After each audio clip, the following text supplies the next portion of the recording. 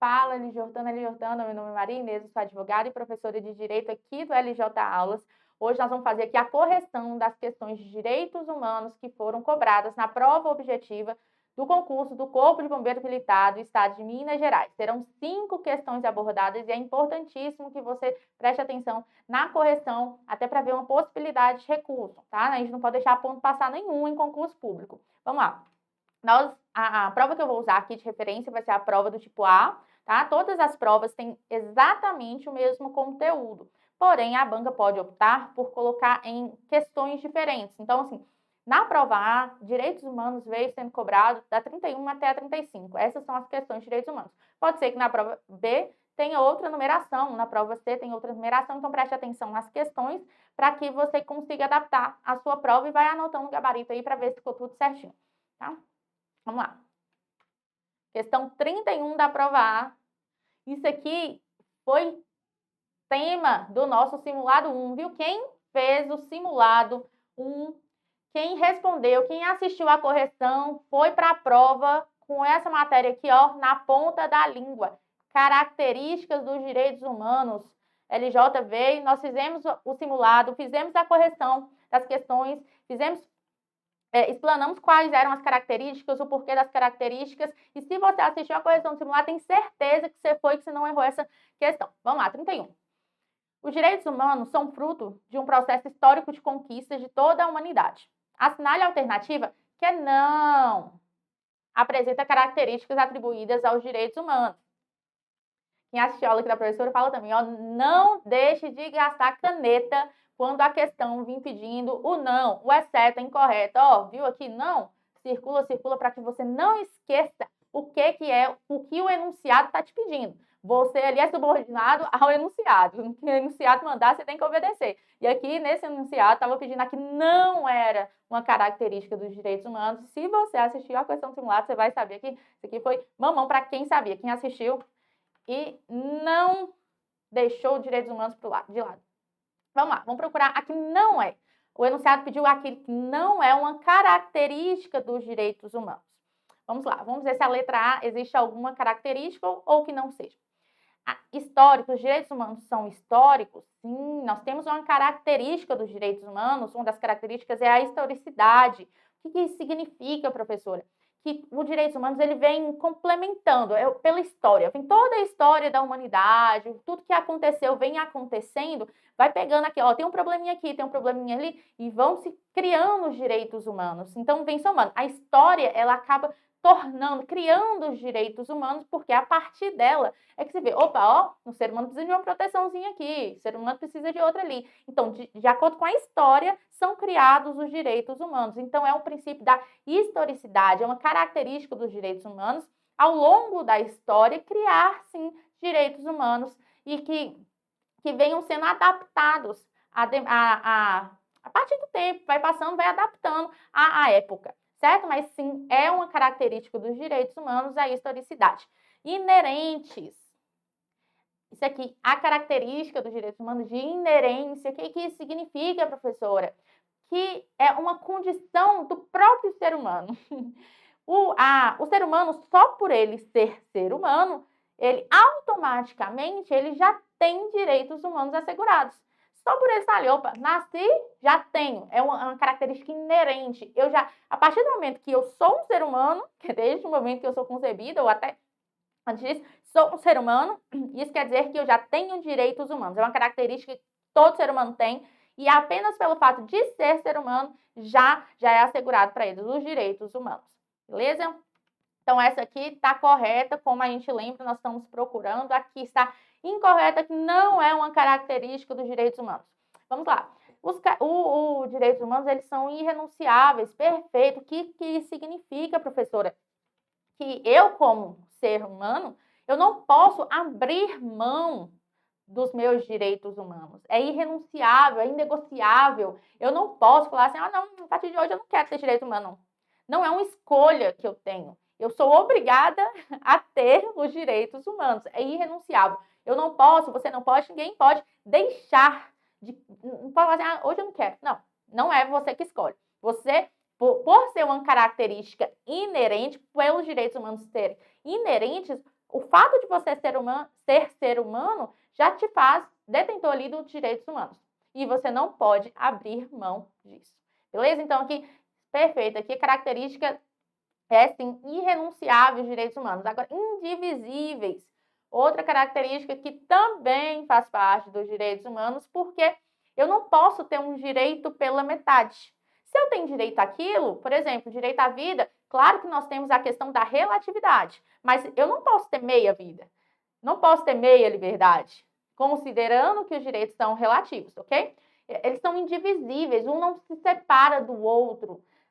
Quando eu sou ser humano, como sou ser humano, e aí é uma questão de inerência, você automaticamente já tem direito a todos os direitos humanos. Você não pode abrir mão porque eles não se dividem. Eu não tenho, assim, por exemplo, direitos humanos da vida, direitos humanos da liberdade, direitos humanos do sigilo. Não, todos fazem parte de um conjunto, de um globo que nós chamamos de direitos humanos. Certo? Então, são indivisíveis. Direitos humanos é um só, apesar de ter várias vertentes lá dentro, mas é um só. Então, é sim uma característica dos direitos humanos ser indivisível.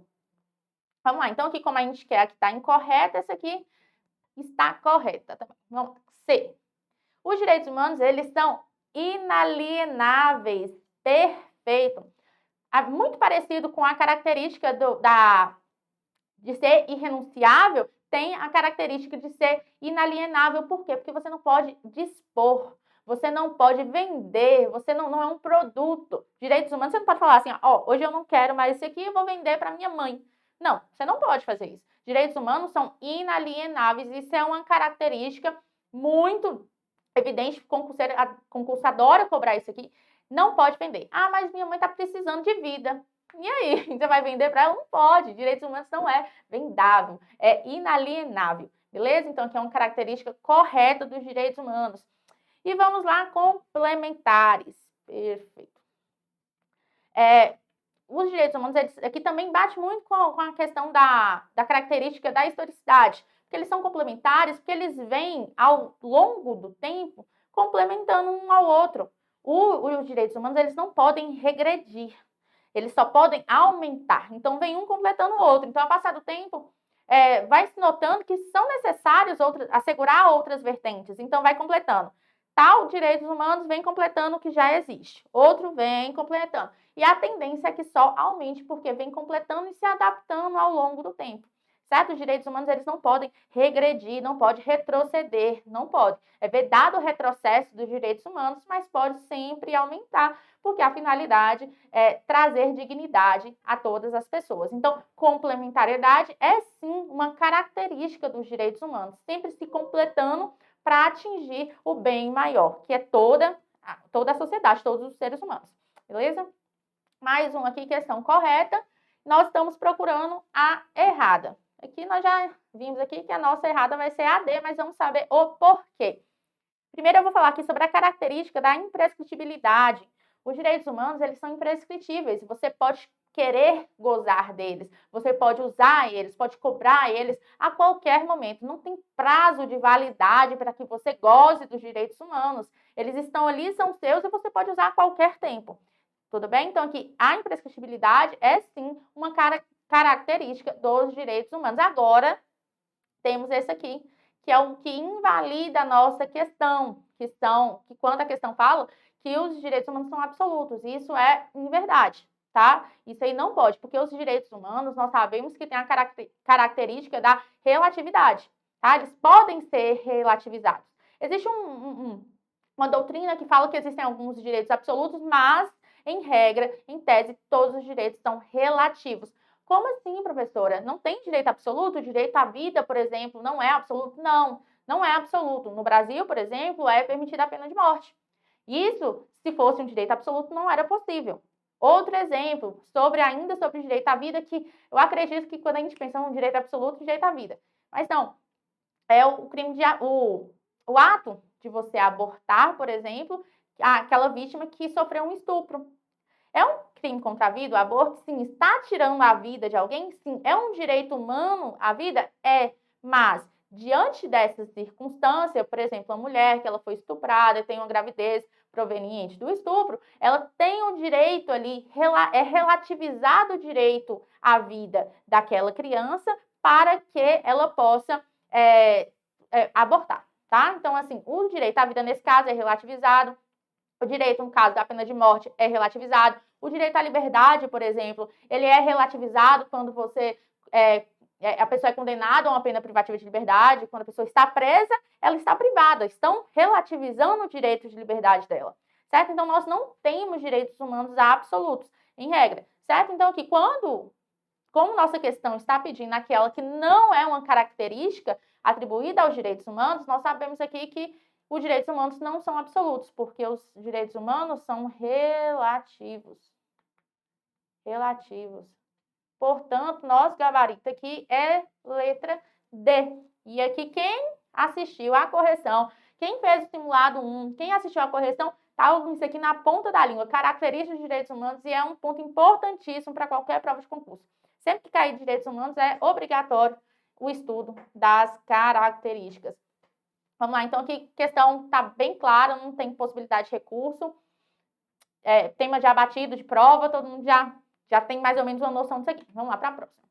Então, gabarito aqui, letra D, gabarito da prova A, tá? Então, você vê aí na sua prova, essa resposta aqui, absolutos imprescritíveis. Essa está incorreta e como o enunciado pediu a incorreta, então, nosso gabarito aí, letra D, você adapta para depender da sua prova. Ah, estou com a prova B e o gabarito dessa aqui é B. Então, vai ser isso, tá? Então, aqui a resposta incorreta é absolutos imprescritíveis.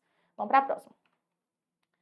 Nos termos da Constituição da República Federativa do Brasil, assinale a alternativa que apresenta ações constitucionais cuja propositura é gratuita.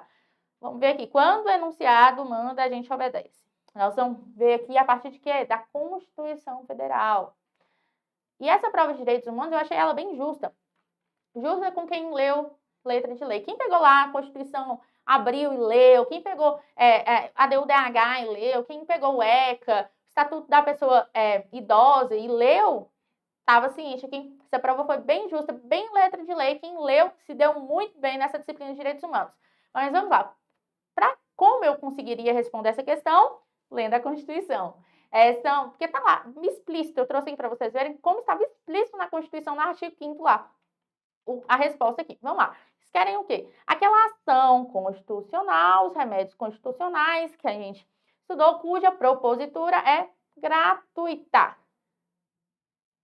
A Constituição deixa lá explícita que existem 2 tipos de remédios constitucionais que são gratuitos. Tá lá na Constituição assim, ó, é gratuito, tal e tal. E aí nós vamos ver aqui à frente, mas vamos lá. Habeas corpus e habeas data.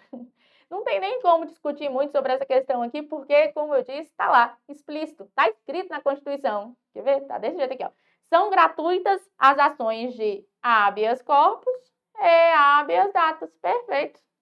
Habeas corpus e habeas datas têm aquela previsão constitucional de gratuidade. Então, não tem nem para onde correr aqui. Artigo 5º, viu? Esqueci de colocar aqui, ó. Artigo 5º. Aquele gigantão lá. Artigo 5º já assegura aqui explicitamente isso. Nosso gabarito aqui. Habeas corpus e habeas datas. Habeas corpus, mandato de segurança, não. Mandato de segurança, ele não é gratuito. Habeas data e mandato de segurança, mais uma vez, nós sabemos que aqui não é gratuito. Habeas corpus, habeas data e mandato de segurança não é gratuito. Aqui a Constituição assegura habeas corpus e habeas datas a gratuidade. Trouxe aqui até algumas coisas, algumas características aqui sobre esses remédios constitucionais, para que a gente não possa esquecer, ficar com a cabeça sempre fresca do que são cada um, né? O que é cada um. O habeas corpus é aquele remédio constitucional que assegura o direito de ir e vir das pessoas. Então, sempre quando você tiver uma violação ao direito, uma violação ilegal, no caso do direito de ir e vir, você poderá impetrar o habeas corpus. Inclusive, é um remédio constitucional que você não precisa de advogado para que haja a impetração, tá? Você, qualquer pessoa, qualquer cidadão pode impetrar o habeas corpus, desde que esteja naquela situação de violação ilegal ao direito de ir e vir. Por que ilegal, professora? Porque existem as penas privativas de liberdade. As pessoas que estão presas, elas têm o direito de ir e vir limitado, certo? Mas sendo de forma legal, não tem como você recorrer a esse remédio constitucional, apenas quando for ilegal. Como está previsto na Constituição, artigo 5º, um remédio constitucional, é uma ação gratuita, tá? E existem dois tipos de habeas corpus, que é o habeas corpus repressivo, que é aquele que é impetrado após a violação do direito de ir e vir já ter acontecido. Então, fui preso ilegalmente, então pode impetrar habeas corpus, não tem problema, certo? Mas também existe aquele habeas corpus preventivo, porque eu estou vendo, está iminente ali que vai ter uma violação de meu direito de ir e vir, e aí, como forma preventiva, pode ser impetrado o habeas corpus, e aqui a gente chama de salvo-conduto, certo? Tem essas duas possibilidades, aqui só para dar uma refrescada na memória. E nós temos o remédio constitucional habeas datas, que é aquele que assegura o acesso e a retificação daqueles dados que estão contidos em repartições públicas ou aqueles órgãos que estão prestando algum serviço público, tá? Que tiver concessionária, algum órgão que esteja prestando serviço público, também pode ser que o polo passivo do habeas data. A pessoa tem direito a acesso à informação e à retificação de algum dado que eventualmente esteja incorreto.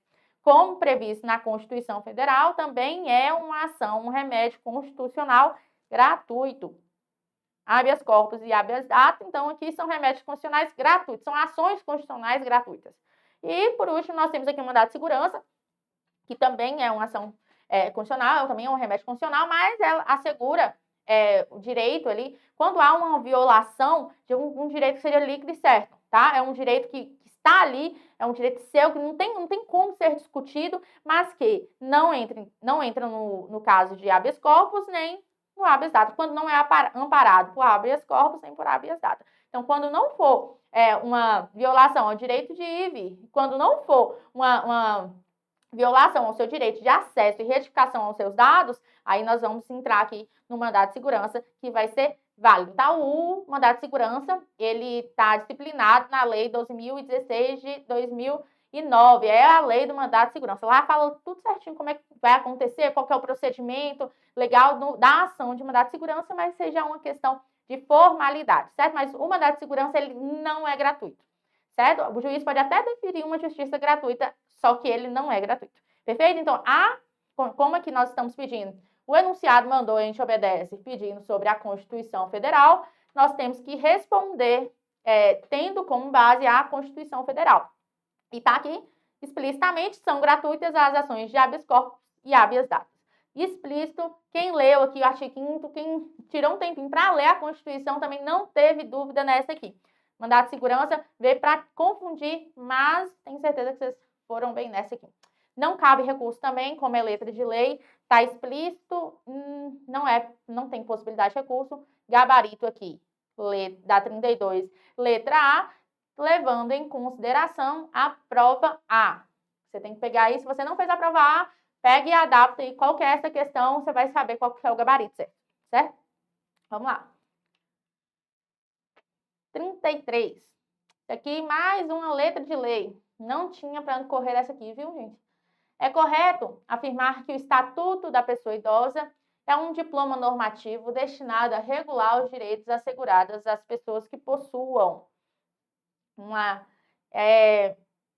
idade igual ou superior a 60 anos, idade igual ou superior a 65 anos, idade igual ou superior a 70 anos, idade igual ou superior a 60 anos se mulher e 65 se for homem.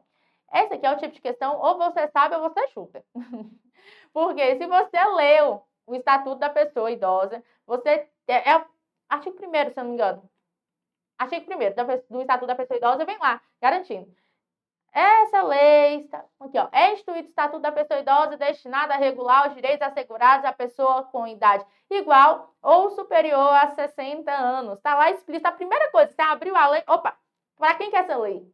É aqui para as pessoas que têm idade igual ou superior a 60 anos. Não tem nada a ser discutido aqui nessa questão também. Letra de lei claríssimo.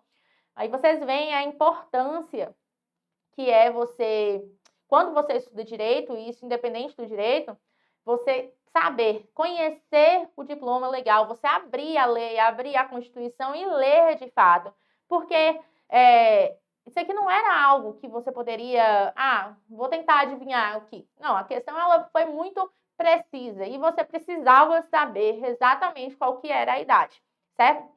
E aqui, gabarito da questão 33 na prova A, gabarito é a letra A, pessoa com idade igual ou superior a 60 anos é considerada idosa, pessoa idosa, e é amparada pela lei do Estatuto da Pessoa Idosa, tá? Que não é 65, não é 70, e não há distinção entre homens e mulheres aqui no Estatuto da Pessoa Idosa. Inclusive, houve uma alteração recente, agora no ano 2022, que nós chamávamos antes do Estatuto do Idoso e foi passado a chamar agora Estatuto da Pessoa Idosa, até para não haver nenhuma distinção entre gênero aí, homem e mulher. Então, é isso. Questão aqui indiscutível, letra de lei, era pegar, ler aqui, ó, Lei 10.741, vinha explicitamente falando que esse estatuto é destinado a regular os direitos da pessoa com idade igual ou superior a 60 anos. Indiscutível, não cabe nenhuma possibilidade de recurso. Vamos para a próxima. Essa aqui eu peço a atenção de vocês. Coloca aí o asterisco. Asterisco aí, que essa questão que é importantíssima, que no meu entendimento há sim uma possibilidade de recurso e é muito importante que vocês tenham atenção e não deixem passar ponto nenhum. Vamos lá. A Constituição da República Federativa do Brasil assegura um conjunto amplo de direitos e garantias fundamentais ao indivíduo. Acerca dos direitos e garantias fundamentais assegurados pelo texto constitucional brasileiro, é incorreto afirmar que ó, na hora de gastar a caneta, ó, e nessa possibilidade de recurso aqui é muito importante que você tivesse a atenção aqui, ó, nesse incorreto. Aqui, nós estamos procurando aquela questão que não está prevista na Constituição Federal, certo? O enunciado aqui, que é quem manda e a gente só obedece, pediu: olha, candidato, eu preciso que você me mostre aqui uma alternativa que esteja incorreta, levando como base, tendo em consideração a Constituição Federal. Então, como concurseiro tem que obedecer o enunciado, vamos obedecer o enunciado aqui e procurar alguma alternativa que de fato esteja incorreta. Vamos lá. Letra A. É livre a manifestação do pensamento, vedado o anonimato. Isso aqui é previsão expressa da Constituição, prevista aqui no artigo 5º, inciso 4. É livre a manifestação do pensamento, todos podem manifestar o pensamento, desde que não seja feita de forma anônima, tá? Então, que é livre, perfeito, previsão expressa na Constituição Federal, já que está na Constituição Federal, não tem como estar incorreto, tá? Nossa questão aqui está querendo o item incorreto e não é a letra A. Vamos para a próxima. B. É livre a expressão da atividade intelectual, artística, científica e de comunicação, independentemente de censura ou licença. Perfeito, mais uma previsão expressa da Constituição Federal. Está escrito exatamente isso, é Ctrl+C. Essa questão aqui é Ctrl+C, Ctrl+V da Constituição. Alguém lá, quem está fazendo a prova, estava com preguiça, o examinador estava com preguiça, foi lá, copiou e colou só. Só copiou e colou, não tem diferença nenhuma. Se você for lá, abrir sua Constituição e agora para ver, vai estar escrito exatamente isso no artigo 5º, inciso 9º.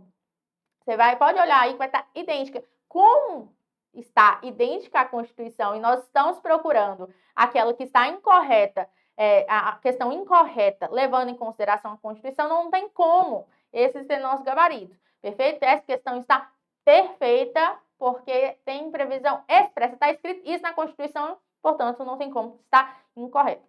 Vamos para a próxima.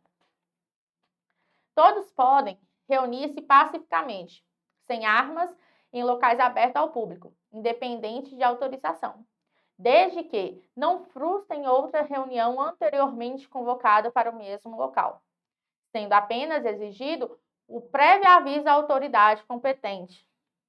Mais uma previsão expressa da Constituição. Está escrito na Constituição isso aqui. Ah, professora, eu não entendi. Todo mundo tem direito de se reunir pacificamente, desde que sem armas, certo? E não é exigido que é alguma autorização de algum órgão competente, desde que aquela reunião que você vai fazer, aquele movimento não frustre algum outro movimento que já estava sendo agendado, queria acontecer naquele mesmo local, certo? Não é obrigatório, não é exigida autorização. Que vem aqui fala independente de autorização, desde que não frustrem outra reunião anteriormente convocada para o mesmo lugar, sendo apenas exigido o aviso à autoridade competente. Vamos supor assim, que alguém quer fazer uma manifestação, quer se reunir, tem que avisar, só apenas avisar, até para a autoridade competente ter até segurança, saber o que vai acontecer ali, porque é inerente, né, à condição do órgão público garantir alguns direitos. Então, assim, todo mundo pode se reunir? Pode, desde que pacificamente sem armas. E que não tenha já sido convocada alguma reunião, alguma manifestação para aquele mesmo local. Então, não pode frustrar outra reunião que vai acontecer naquele mesmo local. É necessária autorização? Não. Por quê? Porque está na Constituição falando que não precisa de autorização. O que é que precisa? Apenas avisar a autoridade competente. Então, e onde é que está isso, professor? No artigo 5º, inciso 16. Agora aqui. Então, essa aqui, como tem previsão expressa, está aqui, ó, copiado e colado da Constituição também, viu? Agora, D. Essa aqui é uma que eu peço que vocês tenham atenção, que na minha opinião aqui é cabível recurso. Por quê? Você vai ver. A alternativa D fala o seguinte: as associações só poderão ser compulsoriamente dissolvidas ou ter suas atividades suspensas por decisão judicial. Isso está escrito na Constituição também. Porém, essa questão aqui, ela está incompleta.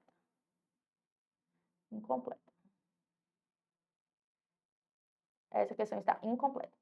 Mas vamos voltar lá no nosso enunciado, que é quem manda na gente aqui, nesse momento. Nós somos subordinados ao enunciado. O enunciado pede o quê?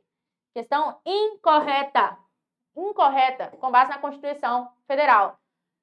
Você está vendo aqui pedindo incompleta? Não está, está pedindo incorreta. E essa questão, essa alternativa D aqui, ela está incompleta. Por quê, professora? Eu trouxe aqui para vocês verem. Aqui é artigo 5º também, gente. Artigo 5º. Fala, as associações só poderão ser compulsoriamente dissolvidas ou ter suas atividades suspensas por decisão judicial. Nossa alternativa fala até isso aqui, ó. Nossa alternativa só trouxe isso aqui. E aí, na Constituição, fala o seguinte: exigindo-se, no primeiro caso, o trânsito em julgado. Qual que é o primeiro caso? Aqui, dissolvidas. As associações só poderão ser dissolvidas por decisão judicial que já tenha o trânsito em julgado.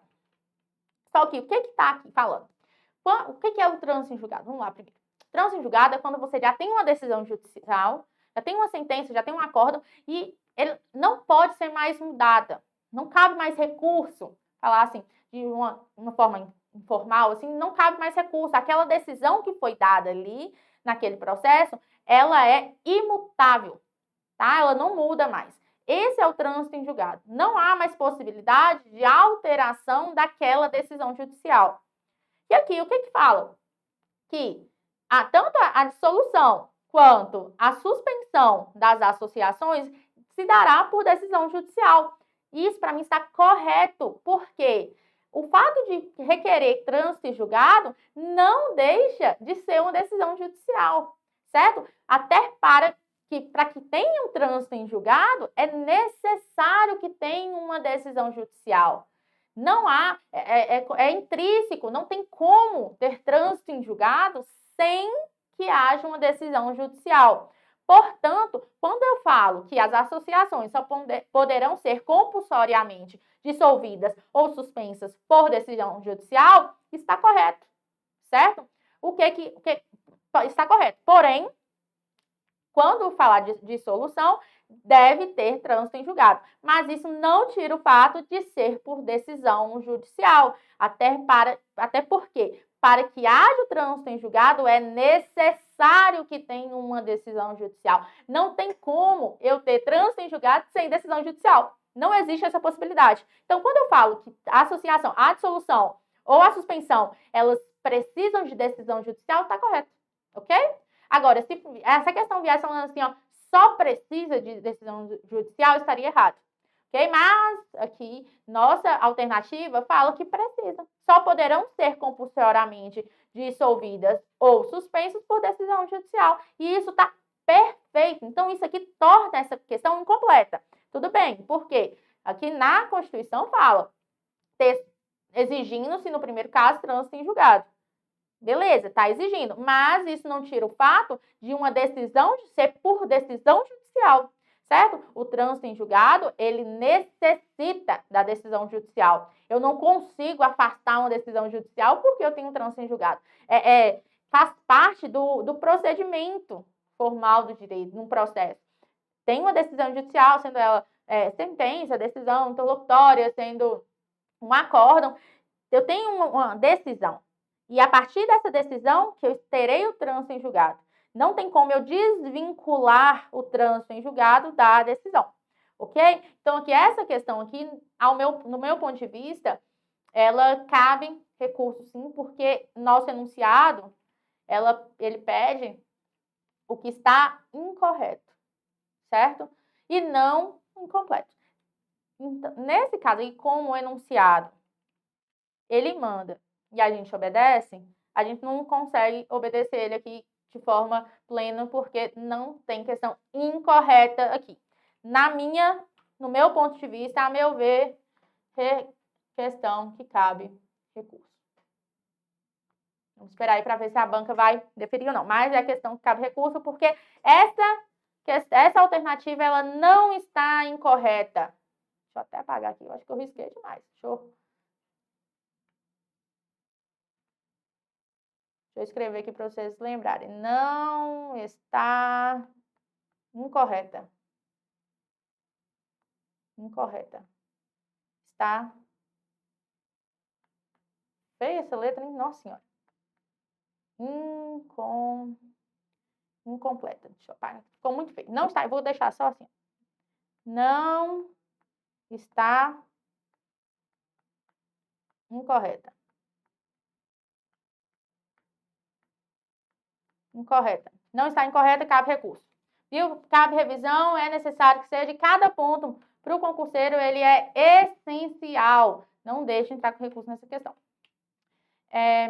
Vamos lá. Essa aqui, questão, então, ficou o gabarito que foi dado pela banca na questão 34, referente à prova A, é gabarito letra D de Deus. Mas, do meu ponto de vista, cabe recurso. Vamos lá. Questão 35. É correto afirmar que o Estatuto da Criança e do Adolescente se destina à proteção de, mais uma vez aqui, a banca cobrou letra de lei. Mais uma vez aqui também, ó, simulado. Opa, 01. Tinha essa questão, tá? Questão muito parecida. Questão que se você assistiu à correção, se você fez o simulado, você já tinha consciência de qual era a resposta dessa questão aqui. Além de ler o estatuto também, que é algo imprescindível quando você faz qualquer questão, qualquer prova que caia direito, é imprescindível ler a lei seca. Mas se você fez o simulado número 1 aqui do LJ Aula, se você assistiu à correção desse simulado, você estava com essa resposta aqui na ponta da língua. Mas vamos lá. E isso aqui, a resposta que você precisava ter conhecimento do parágrafo único aqui do artigo 2, se não me engano, artigo 2º do ECA. E aí, muita gente passa despercebido no parágrafo único. Assim, não, vou ler só o artigo aqui. Só o artigo é importante. Cai nessa ilusão aí, mas não é não, viu? Importantíssimo ler o parágrafo único e os demais parágrafos que que estiverem ali na lei, certo? Mas vamos lá. Das pessoas até destina, vamos lá, o ECA se destina à proteção de quem? Tá querendo saber aqui a quem o ECA protege. Vamos lá. Tá aqui, letra A. Das pessoas de 12 anos de idade incompletos e daquelas pessoas entre 12 e 18 anos de idade exclusivamente. Essas palavrinhas aqui que dão também o sentido de totalidade, de exclusão ou de exclusivo, você tem que prestar muita atenção quando você estiver fazendo prova de direito. Porque essas palavrinhas, elas mudam todo o sentido da questão. Quando vem uma palavrinha de exclusão, um nãozinho ali, um exclusivamente, um apenas, um somente, um nunca, todas essas palavras são palavras que merecem total atenção quando estiver fazendo prova de direito. Só direitos humanos, professora? Não. Qualquer outro direito, o legislador, o examinador, na verdade, pega uma letra de lei que é igual e só coloca ali, ó, apenas, exclusivamente, nunca, às vezes, coloca essas palavras que dão impressão de totalidade ou de exclusão e faz você confundir. Aqui, quem teve pressa demais para responder essa questão aqui, pode ter caído nessa casca de banana aqui, pegadinha da banca, viu? Esse exclusivamente aqui, acredito que muita gente escorregou nessa aqui por causa desse exclusivamente. Por quê?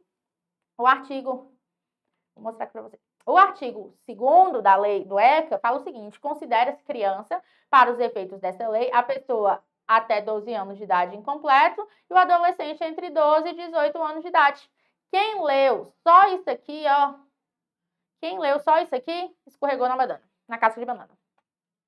Porque não é exclusivamente, nós vamos ver o porquê. Vamos lá. B. Das pessoas até 24 anos incompletos. Aqui viajou. Nada a ver. Tem nada falando de 24 anos aqui no ECA, tá? Nós vamos ver aqui que existe uma possibilidade de extensão da idade, mas não é até 24 anos. Vamos lá. Das pessoas até 12 anos de idade incompletos e daquelas pessoas entre 12 e 18 anos de idade, podendo ser aplicado excepcionalmente às pessoas entre 18 e 21 anos de idade. Então, vamos lá. Das pessoas que estão até 12 anos de idade incompletos e daquelas pessoas entre 12 e 18 anos de idade, podendo ser aplicado excepcionalmente às pessoas entre 18 e 21 anos de idade. Vamos ver isso aqui? Onde é que eu vou saber isso aqui, professora? No parágrafo único. Olha aqui, no artigo 2º fala, considera-se criança. Quem é criança? Aquela pessoa até 12 anos de idade incompleto. E adolescente? Quem tem entre 12 e 18 anos de idade. Mas, no parágrafo único, que você tem que ler tudo, não adianta ter preguiça, tem que ler até o final, fala, nos casos expressos em lei, aplica-se excepcionalmente este estatuto às pessoas entre 18 e 21 anos de idade. Então, aqui o parágrafo único traz essa situação excepcional. Em regra, é quem? A pessoa até 18 anos completos, tá? Até os 18 anos de idade. Porém, excepcionalmente, nós temos essa questão que se estende até os 21 anos de idade. Vamos lá. Então, nosso gabarito aqui, letra C, porque fala que sim, é considerado criança, que é a pessoa de até 12 anos incompleto, e o adolescente de 12 anos a 18 anos, e excepcionalmente, o ECA pode ser aplicado àquelas pessoas que têm entre 18 e 21 anos de idade. Traz essa excepcionalidade, sim. Então, aqui, letra C de casa. É o gabarito aqui referente à prova A, tá? Você presta atenção, se você não fez a prova A, vê qual que é aí a numeração dessa questão e vê se o gabarito vai ser o mesmo, certo? Mas essa questão aqui que está, essa alternativa aqui que está correta. Vamos ler a última? D. Das pessoas até 12 anos de idade incompletos e daquelas pessoas entre 12 e 18 anos de idade, podendo ser aplicado excepcionalmente às pessoas entre 18 e 4 anos de idade, aqui deveria ser um 24. 24 anos de idade, que está incorreto, não tem nada a ver aqui, 24 anos de idade. Tá? Então, aqui tem essa excepcionalidade, sim. Onde é que está isso, professora? Por que isso? Existem alguns artigos do ECA que estendem essa minoridade, essa maioridade, a gente chama de minoridade relativa, que vai ter algumas punições. Por exemplo, se eu não me engano, a questão da internação compulsória. A pessoa pode ficar internado com base aqui nos requisitos do ECA até os 21 anos de idade. Então, existem algumas possibilidades, se eu não me engano, o artigo 121 do ECA, que fala que a pessoa pode estender até os 21 anos de idade. Beleza? Então, como traz essas excepcionalidades, nós precisamos abordar aqui também. Então, gabarito da questão 35 na prova A, letra C de casa. E é isso, o gabarito total aqui da prova, vou colocar aqui, ó, prova A. Prova A é esse aqui. Coloquei um asterisco na questão número 4 para que vocês não se esqueçam de prestar muita atenção, formulem um recurso, é muito importante. Cada ponto é crucial na hora da prova. Só relembrar aqui para ajudar vocês. 34. Essa questão aqui, letra D, ela está incompleta e não incorreta. Por quê? Para ter trânsito em julgado, é necessário que haja uma decisão judicial. Então, quando eu falo que a dissolução de associação ou a suspensão é necessária a decisão judicial, eu estou falando, está correto. Por quê? Por mais que seja uma exigência ter trânsito em julgado, o trânsito em julgado só acontece por decisão judicial. Então, está correto falar que tanto a suspensão quanto a dissolução precisam, sim, de decisão judicial. Sendo a dissolução necessário trânsito em julgado, mas não deixa de precisar de decisão judicial. Formule o recurso, não deixe isso passar, muito importante. E assim a gente finaliza a correção da prova. Espero que vocês tenham ido bem. Achei a prova justa. Para quem teve conhecimento, para quem assistiu as nossas correções aqui do simulado, teve 2 questões e foram ditas no simulado número 1. E quem fez, assistiu a correção, se deu bem. Quem leu letra de lei também foi muito bem. Com exceção dessa questão aqui, 34, que eu acredito que merece revisão. As outras estão dentro do padrão, letra de lei, copiou, colou da Constituição, copiou, colou do ECA, do Estatuto da Pessoa Idosa, então não tem possibilidade de recurso. Beleza? Mas essa questão 34, eu acredito que vale a pena, sim, tentar essa revisão. Mas é isso, espero que vocês tenham ido bem. Vamos rumo à aprovação. Espero que tenha dado certo para vocês. É isso, até a próxima.